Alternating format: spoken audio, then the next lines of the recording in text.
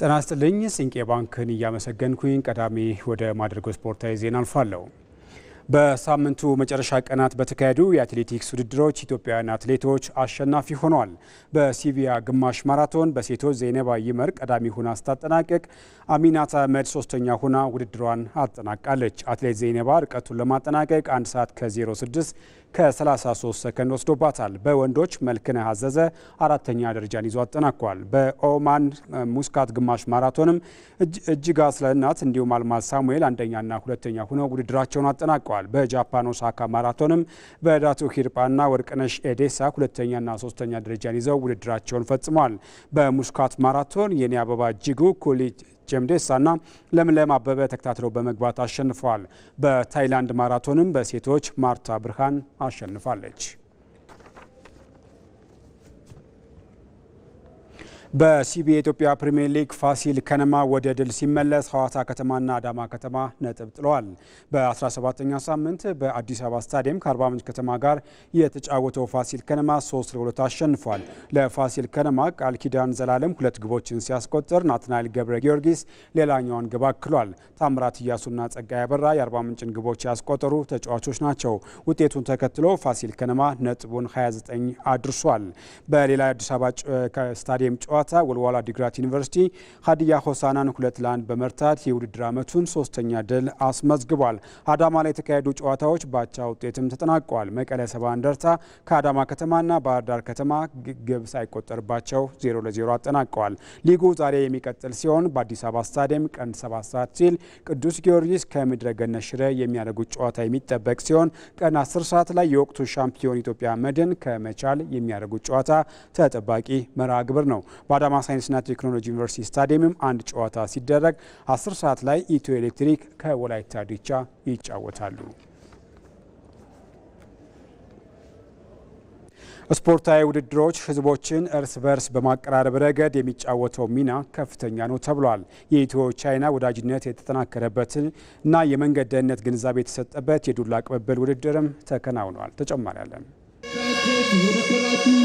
ታላቁ ሩጫ በኢትዮጵያ ከአይኤፍኤች ኢንጂነሪንግ ሲሲሲሲ እና ከአዲስ አበባ ከተማ መንገዶች ባለስልጣን ጋር በመተባበር የሚያዘጋጀው ዓመታዊው የዱላ ቅብብል ሩጫ ውድድር መነሻና መድረሻውን ቦሌ ቡልቡላ ኮየ ፈጬ መንገድ በማድረግ ተካሂዷል። የመንገድ ደህንነት ግንዛቤን መስጠት ዋና ዓላማው ባደረገው በዚህ መርሃ ግብር የክለብ አትሌቶች የቻይናን ጨምሮ የበርካታ ሀገራት አምባሳደሮችና ዲፕሎማቶች፣ የሆቴል ተወካዮችና የቻይና ኮሚኒኬሽን ኮንስትራክሽን ካምፓኒ ባለሙያዎችና የስራ ኃላፊዎች ተሳትፈዋል። የዱላ ቅብብል ውድድሩ ከውድድርነት ባለፈ የኢትዮ ቻይና ወዳጅነት የተጠናከረበትና የመንገድ ደህንነት መልእክቶች የተላለፉበት መሆኑን በኢትዮጵያ የቻይና አምባሳደር ቼን ሃይ ተናግረዋል። ኢትዮጵያውያን በተለይም አትሌቶች በዓለም ዙሪያ ስማቸው ገናና ነው።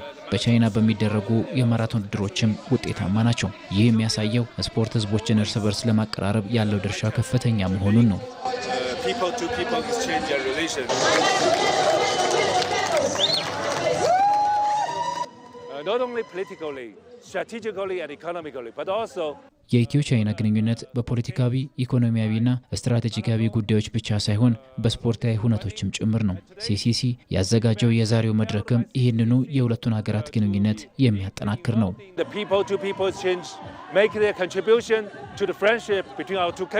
ጤናማ የአኗኗር ዘይቤን በማስረጽ ማህበራዊ ኃላፊነታችንን ለመወጣት በተለይም የመንገድ ደህንነት ግንዛቤን ለማስጨበጥ ውድድሩ በቋሚነት እንደሚዘጋጅ በመርሃ ግብሩ ተገልጿል። For my company also here for 28 years. ሲሲሲሲ ለ28 ዓመት የኢትዮጵያ አንድ አካል ሆኖ የሥራ ባህልን እያሰረጸ ይገኛል። ካምፓኒያችን ትኩረት አድርጎ ለሚሰራው የመንገድ ደህንነት እንዲህ አይነት መድረክ ግንዛቤን ለማሳደግ እጅግ አስፈላጊ ነው። ይህንንም አጠናክረን እንቀጥላለን። Management principle that safety of the road to protect the lives of the people is our priority. በአዲስ አበባ ከተማ መንገዶች ባለስልጣን የጥራት ማረጋገጫ ዳይሬክቶሬት ዳይሬክተሯ ኢንጂነር ትዕግስት ተክለጻዲቅ በበኩላቸው በተለይ ከኮሪደር ልማቱ ጋር በተገናኘ እነዚህን ሁሉ አስፈላጊዎችን ሮድ ማርኪንግ፣ ሮድ ፈርኒቸር፣ ሮድ ሳይኖችን እንደዚሁም የመንገድ ላይ ምልክቶችን፣ ሳይን ፖስቶችን በማድረግ ፓርኪንጎችንም በመግባት በጣም ለተጠቃሚዎቹ ምቹ፣ ውብ፣ ደህንነቱ የተጠበቀ በማድረግ ረገድ ትልቅ እንቅስቃሴ እያደረግን ነው። ከዚህ በዘለለ ግን ዋናው የመንገድ ደህንነትን ለማስጠበቅ የብዙ አካላትን ርብርብ የሚጠይቅ በመሆኑ ተጠቃሚዎችም ደግሞ ያላቸው አስተዋጽኦ ከፍተኛ ነው። የአዲስ አበባ የቀለበት መንገድ ምርቃትን ተከትሎ የተጀመረው የዱላ ቅብብል ዘንድሮ የስድስታችን ቃል ኪዳን በሚል መሪ ሀሳብም ተካሂዷል። በየዓመቱ የሚካሄደው ውድድር በህብረተሰቡ ዘንድ የመንገድ ደህንነት ግንዛቤን ለማሳደግ የራሱን አስተዋጽኦ እንደሚወጣም ነው የተገለጸው። ይሄን ውድድር ስናደርግ ዘንድሮ ልክ 20 ዓመታችን ነው። ብዙ ሰው 20 ዓመት እያለ ነበርና 20 ዓመት ቀላል አይደለም። መቼ መሰለ የጀመርነው የመጀመሪያውን ሪንግ ሮድ ከሱ ነው የጀመርነው በ12 ኪሎ ሜትርና ከዛን ጊዜ ጀምሮ በእያንዳንዱ አዳዲስ መንገድ አይኤፍኤች በሚሰራው ላይ የዞርን የመንገድ ደህንነት ትራፊክ መልእክቶችን ስናስተላልፍ ቆይተናል።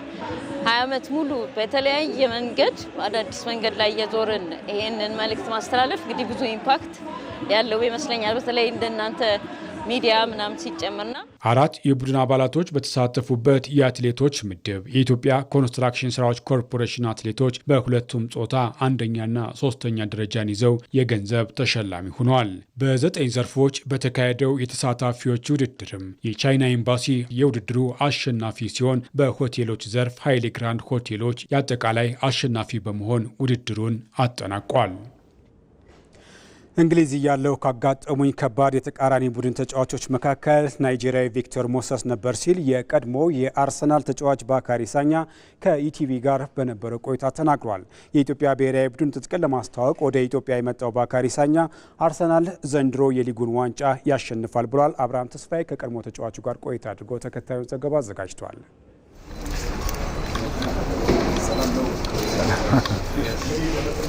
የቀድሞ የአርሰናልና የማንቸስተር ሲቲ ቀይ መስመር ተከላካይ ባካሪ ሳኛ አዲስ አበባ ይገኛል። የኢትዮጵያ እግር ኳስ ፌዴሬሽን ከጣሊያኑ የማክሮን ትጥቅ አምራች ድርጅት ጋር ለሚፈጽመው የሁለትዮሽ ስምምነት ወደ ኢትዮጵያ የመጣው የቀድሞ ፈረንሳዊ የፕሪሚየር ሊግ ተጫዋች ከኢቲቪ ጋር በነበረው ቆይታ ስለ ቀድሞውና ስለ አሁኑ አርሰናል ሀሳቦችን አካፍሏል። በአንድ ወቅት የአርሰናልና የባካሪ ሳኛ አሰልጣኝ የነበሩት አርሰን ቬንገር ሳኛ የፕሪሚየር ሊጉ ምርጡ የቀኝ መስመር ተከላካይ ስለመሆኑ ምስክርነት ሰጥተዋል። እንደውም በአገልግሎታቸው ተደስተው ግንባራቸውን ከሳሟቸው ተጫዋቾች መካከል አንዱ ባካሪ ሳኛ ነው። ባካሪ ሳኛ በአሰልጣኙ እንዲህ ለመባል የበቃው ከልጅነቱ ጀምሮ ጠንክሮ በመስራቱ ሰለሞኑም ይናገራል። እንግዲህ ራሴን ጥሩ ለማድረግ ሞክራለሁ። መቆጨት ብቻ በቂ አይደለም። ከልጅነት ጀምሮ ማደግ ጥሩ ነው። ከ10 ዓመት ጀምሮ ከኳሱ ጋር አብሮ ማደግ ይጠቅማል። እኔ ይህንን አድርጌያለሁ። ለእኔ ከ15 ዓመት በታች ጥሩ ነገር መኖሩ ጠቅሞኛል። ለምን ጥሩ እንደሆንኩ ምክንያቱ እሱም ይመስለኛል። ከማቀበል የዘለለ ግቦች እንዳስቆጥርም አግዞኛል። ፈጣሪ ብዙ ጥሩ ነገሮችንም ሰጥቶኛል። የሚገርም ቦታ፣ የሚገርሙ አሰልጣኞች፣ የቡድን አባላትና የሚገርሙ ቤተሰቦችን ሰጥቶኛል። እዚህ ለመድረሴ የቤተሰቤ አስተዋጽኦ ቀላል አልነበረም። ከህልሜ እንድደርስ ይደግፉኝ ነበር። ከሁሉ በላይ ጠንክሮ መስራት ያስፈልጋል። ይህ መልእክት ለሁሉም ይድረስ። ጠንክረህ ከሰራህ በራስህ ትተማመናለህ። ምክንያቱም ይህ ከፈጣሪ የሚመጣ ነውና። ባካሪ ሳኛ በፕሪሚየር ሊጉ ጠንካራ የሆኑ ተጫዋቾች ገጥመውታል። እኔን ግን እንደ ቪክተር ሞሰስ የፈተነኝ የለም ሲልም ይናገራል። ፕሪሚየር ሊጉ የዓለማችን ምርጡ ሊግ ነው። በየሳምንቱ ከባድ የሆኑ ተጋጣሚዎች ይገጥሙሃል። በተለይ ከኋላ ስትሆን ፈጣንና ምርጥ የመስመር ተጫዋች ነበሩ። ጋሬዝ ቤል፣ ኤዲን ሃዛርድ፣ ቪክቶር ሞሰስ እና ክርስቲያኖ ሮናልዶ ሁሉም ከባድ ናቸው። አንድ ምረጥ ካልከኝ ግን ቪክቶር ሞሰስ ይመስለኛል። በጣም ኃይለኛ ነው። ከአፍሪካም ነው የመጣው። የሚጫወትበት መንገድ ልክ እንዳንበሳ ነው። በፍጹም የማይደክምና ሁሌም በመሮጥ ያደክመኝ ነበር። በተደጋጋሚ የማጥቃት ጫና የሚፈጥርብኝም እሱ ነበር። ቪክቶር ሞሰስ ትኩረት ከምሰጣቸው መካከል አንዱ ነው።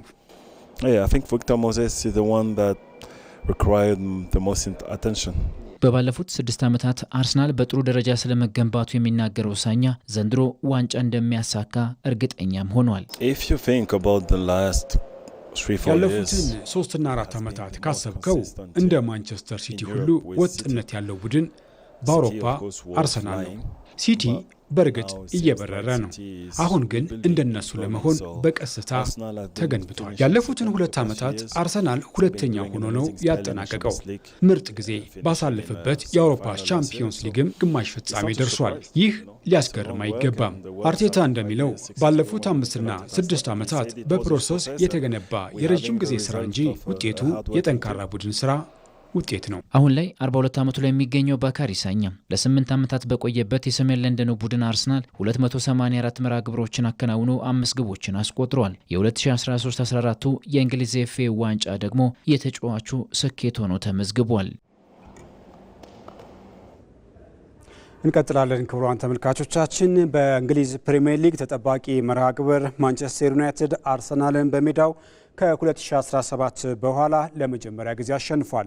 ለመሆኑ በኤሚሬትስ ፍልሚያ አሰልጣኝ ማይክል ካሪክ የጨመሩት አሰልጣኝ ሚኬል አርቴታስ ያጎደሉት ምን ነበር? ዮሴፍ ሹምዬ በዝርዝር ተመልክቶታል።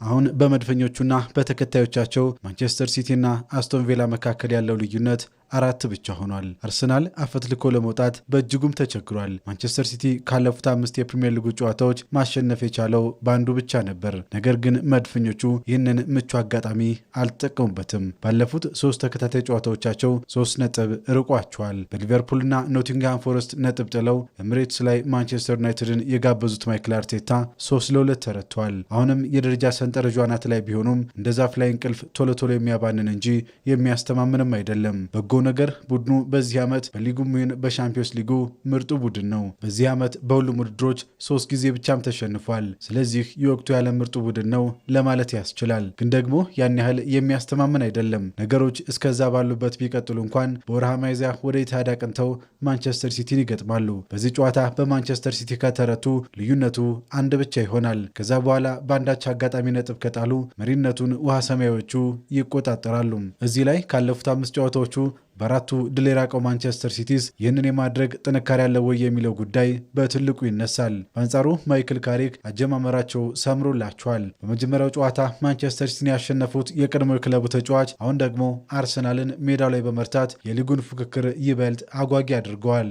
አስደናቂው ጉዞ እስከየት ይዘልቃል የሚለውን ለመለየት ጊዜ ቢጠይቅም አጀማመራቸው ግን የተሳካ ነው። ከዚህ ጨዋታ በፊት የማይክል አርቴታ ቡድን በውድድር ዓመቱ ኤሚሬትስ ላይ አልተሸነፈም። ቀይ ሰይጣኖቹም አርሰናልን በሜዳው መጨረሻ ጊዜ ያሸነፉት በ2017 ላይ ነበር። አዲሱ አሰልጣኝ ማይክል ካሪክ ታዲያ ማንቸስተር ዩናይትድ ላለፉት 9 ዓመታት ማሳካት ያልቻለውን ድል ሰጥተውታል። በ3 ተከታታይ ጨዋታዎች ድል ማድረግ የተሳነው አርሰናል በአንጻሩ አሁን ጫናው በርትቶበታል። ተጫዋቾች ይህንን የሚሸከሙበት ትከሻ እንዲኖራቸው ወደ 3 ነጥብም እንዲመለሱ ከማይክል አርቴታና የአሰልጣኝ ቡድን አባላታቸው ብዙ ስራ ይጠበቃል። አንድም ጨዋታ ሳይሸነፉ የሊጉን ዋንጫ ከፍ ያደረገው ስብስብ አባል የነበረው ፓትሪስ ቬራም አርሰናል መሸነፉ ብቻ ሳይሆን የተሸነፈበት መንገድ ይበልጡን ያስደነግጣል፣ የፈጠራ ማነስ እንዲሁም ባለፉት ጨዋታዎች በተመዘገቡ ውጤቶች የስነ ልቦና መውረድ ይታይባቸውም ነበር ሲል ለስካይ ስፖርት ተናግሯል። ይህንኑ ሀሳብ የሚጋራው ማርቲን ኦዴጋርድም በቶሎ የድል መስመሩን ማግኘት አለብን፣ ይህንን ማድረግ ግን ቀላል አይሆንም ሲልም ተደምጧል። በአንጻሩ የማንቸስተር ዩናይትድ ተጫዋቾች በማይክል ካሪክ ስር የሚስማማቸውን አሰላለፍ ያገኙ፣ ያላቸውን አቅምም በጥሩ መንፈስ ለመስጠት የተዘጋጁ ሆነው ታይተዋል። በራስ መተማመናቸው ከፍ ብሎ ኳስን ምቾት ተሰምቷቸው ሲጫወቱም ተስተውለዋል። ይህም በ2 ተከታታይ ጨዋታዎች ታላላቆቹ ቡድኖች ለመርታት አስችሏቸዋል። የኤሚሬትሱ የ3-2 ውጤትም ለማይክል ካሪክ ሙገሳን፣ ለማይክል አርቴታ ደግሞ ጫናን ያበረታ ሆኗል። መድፈኞቹ አሁንም ሊጉን በ50 ነጥብ ሲመሩ ማንቸስተር ሲቲና አስቶን ቪላ በኩል 46 ነጥቦች ይከተሏቸዋል። ማይክል አርቴታ አሁን ተጨማሪ ነጥብ ለመጣል እድል የላቸውም። በስፔን ላሊጋም 21ኛ ሳምንት ባርሴሎና በማሸነፍ የሊጉን መሪነት አጠናክሯል። በሜዳው ሪያል ኦቪዲዮን የገጠመው ባርሴሎና 3-0 ረቷል። በካታላኑ ክለብ ዳኒ ኦልሞ፣ ራፊናና ላሚን ያማል የአሸናፊነት ግቦችን አስቆጥረዋል። በውጤቱም የሃንስ ፍሊኩ ቡድን ከሪያል ማድሪድ በ1 ነጥብ ከፍ ብሎ በ52 ነጥብ ሊጉን እየመራም ይገኛል። በሌላ ጨዋታ አትሌቲኮ ማድሪድ በሶርሎዝ ሎፔዝ እና በአልማዳ ግቦች ማዮርካን 3-0 ረቷል። ሪያል ሶሲዳድም ሴልታ ቪጎን 3-1፣ ዲፖርቲቮ አላቬስ ደግሞ ሪያል ቤቲስን 2-1 አሸንፈዋል። ዛሬ ምሽት ጂሮና ከሄታፌ ይጫወታሉ።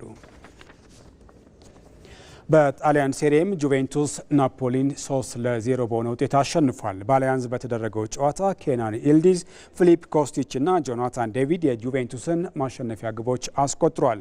በውጤቱም ጁቬንቱስ በ42 ነጥብ አምስተኛ ደረጃ ላይ ሲቀመጥ ናፖሊ በ1 ነጥብ ከፍ ብሎ አራተኛ ነው። በሌላ ተጠባቂ ጨዋታ ኤሲ ሚላን ከሮማ ጋር አንድ አቻ ተለያይቷል። በሮም ኦሎምፒክ ስታዲየም በተደረገው ጨዋታ ደ ዊንተር የኤሲ ሚላንን የቀዳሚነት ግብ ሲያስቆጥር ፔሌግሪኒ ሮማን አቻ አድርጓል። በውጤቱም ኤሲ ሚላን ከኢንተር ሚላን በ5 ነጥብ ዝቅ ብሎ በ47 ነጥብ ሁለተኛ ደረጃ ላይ ሲቀመጥ ሮማ በ43 ሶስተኛ ላይ ይገኛል። አታላንታ ፓርማን 4-0፣ ጄኖዋ ደግሞ ቦሎኛን 3-2 ረትተዋል። ዛሬ ሄላስ ቬሮና ከዩዲኒዜ ይጫወታሉ። ከሰዓቱ ስፖርታዊ ዜናዎች ጋር አዲስ የሸዋስ አብሬያችሁ ቆየሁ። መልካም ጊዜ